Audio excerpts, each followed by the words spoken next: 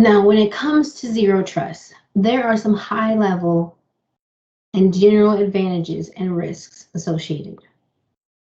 And these are some of them that you need to consider. However, you should speak to someone, an IT professional, or your IT strategic planner, such as someone like myself, or your managed service provider, to determine what specialized advantages and risks that are associated with your specific company, your specific environment, and your specific industry when it comes to zero trust. Some of the high-level advantages are the controls, because controls are good.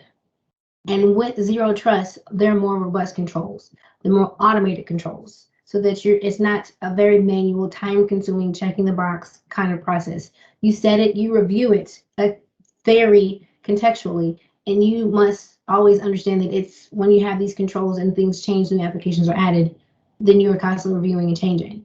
So controls, having that is a very good thing because you don't want to be caught with your proverbial pants down. Another advantage is it mitigates some of the risks associated with using so many APIs. So with everything becoming as a service, whether it's software as a service, platform as a service, infrastructure as a service, you have so many vendors touching your network. You have so many cloud-based softwares and applications touching your network. Understanding that zero trust will help to mitigate the risk with having so many things and making sure everything is melded appropriately and everything is looked at contextually as a big picture. That is also a very good thing about zero trust. Also, it is not a cutting edge idea. So it's not something that has not been vetted. It's not something that's just coming out of the woodworks just now. It's been around since about 2009.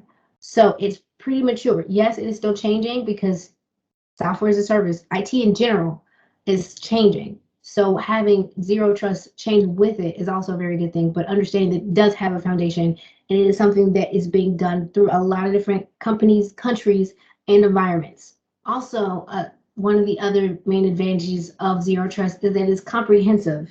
It is not just set it and forget it. It is geared to take into account all aspects of your business and your environment. Because it is zero trust, you must fully understand your environment to make it work. That is why this is another advantage. Now, some of the other considerations that you have to think about that are associated with the risks. Now, this is a major paradigm shift in your thinking versus how you see your network now. And that's a risk because there are people in your environment, in your business that may not be ready for that. Or if it's a major paradigm shift, making them understand why you're taking that shift, making people understand why it's justified, the pros and cons, things like that. So that is a risk because if people don't understand it and people don't accept it, then they will push back. Also, another risk is if it's not done correctly, you can end up being worse off. You can't just assume that I'll just throw some money at it and zero trust is poof, they're done like magic. You have to do it comprehensively. You have to do it fine-tunedly. You have to do it entire network-wise, which is why it's a major paradigm shift. Because if you can't halfway do it, you have to go all the way. Also, if it is not planned correctly, your company could end up spending way too much money. So you can't just, like I said, you can't just throw money at it. You can't just say, I want it done right now. It's a phased approach because it's so comprehensive, because you're looking at everything inside your company and everything that touches your network, whether it's from the people who are working remotely, whether it's from your third-party vendors or contractors, whether it's from your software as a service, your managed service provider, anything like that. You're trying to see every way your traffic is going in and out. And so having it planned out and phased in is very time consuming, yes, but it is the best way to go as opposed to just saying, I want to throw it in there and just make it work in less than a year. Also, zero trust is not a silver bullet.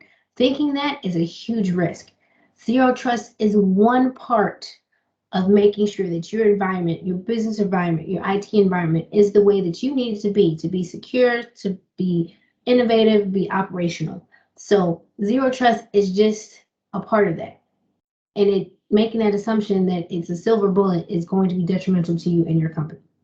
So those are the major advantages and some of the things that you need to consider before jumping into that zero trust architecture.